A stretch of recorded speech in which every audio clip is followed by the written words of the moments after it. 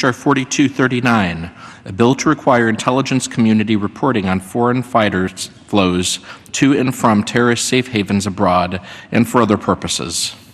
Pursuant to the rule, the gentleman from New Jersey, Mr. LoBiondo, and the gentleman from California, Mr. Swalwell, will each control 20 minutes.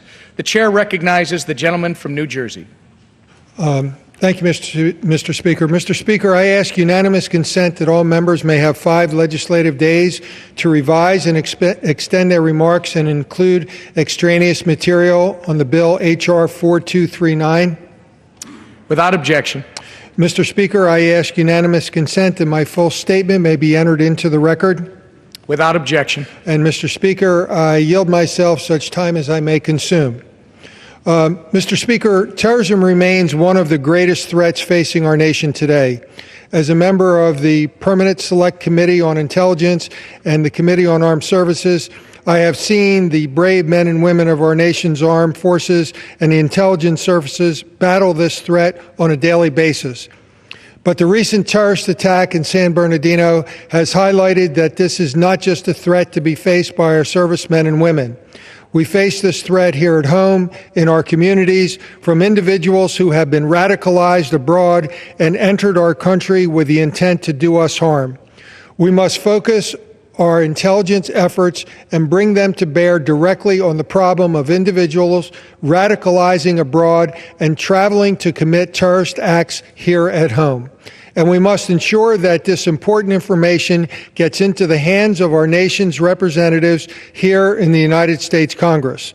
The bill we are debating today will do just that. The Tracking Foreign Fighters in Terrorist Safe Havens Act requires the intelligence community to report to Congress 3 important categories of information: the total number of foreign fighters who've traveled to terrorist safe havens, including their country of origin, the number of U.S. citizens present in terrorist safe havens, and the total number of foreign fighters who have left terrorist safe havens or whose whereabouts are unknown. This information is crucial to policymakers. It will help members understand the size and scope of the threats we face, the potential risk of terrorism at home, and how terrorist safe havens can undermine our national security.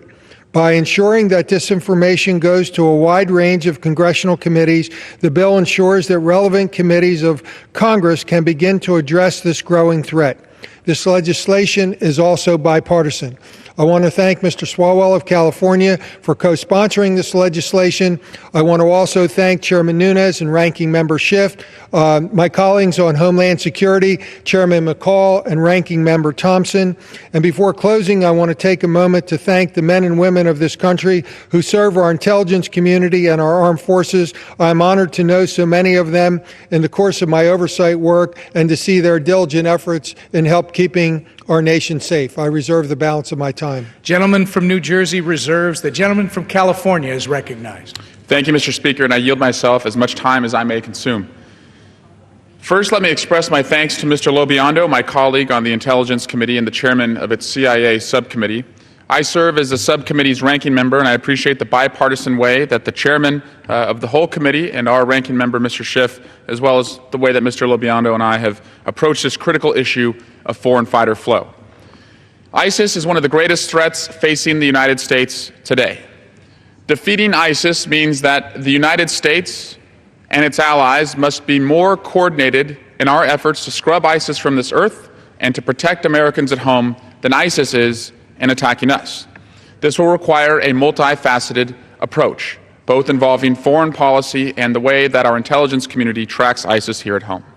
The threat posed by foreign fighters who travel to and from a foreign zone or a terrorist safe haven and then return to wreak havoc in the West is both real and persistent. The challenge is that when these foreign fighters go to these countries, if they are not killed on the battlefield, oftentimes they learn even better training and are able to return either to Western Europe or other parts of the world or even the United States with improved training and an increased hatred for innocent people. That leaves us very vulnerable. To help confront this threat, the Tracking Foreign Fighters and Terrorist Safe Haven Act builds on important provisions in the 2016 Intelligence Authorization Act, which requires a report on foreign fighter flows into and out of Syria and Iraq. This would expand the scope of that report. This bill broadens this requirement by calling on the Director of National Intelligence to report regularly on foreign fighter travel to and from any foreign safe haven or terrorist safe haven. If we do not know who is going to fight in these hot zones, we will have an incomplete picture of our own vulnerabilities. And these reports have to be specific. They must include, for example, the foreign fighters' countries of origin, the number of foreign fighters who have traveled to or departed each safe haven, and the number of those whose whereabouts remain unknown. Importantly, to the extent a report is submitted in a classified form, it must also include an unclassified summary of the report's contents. I appreciate the Chairman agreeing to my request to include this unclassified requirement. Increased transparency and public awareness is very important in the fight against terrorism. These broad, comprehensive reports will allow us to better understand the foreign fighter threat and, in turn, help all of us better protect our national security. Let me again thank Mr. LoBiondo. I urge my colleagues to vote in support of the Tracking Foreign Fighters and Terrorist Safe Havens Act. And, Mr. Speaker, I reserve the balance of my time.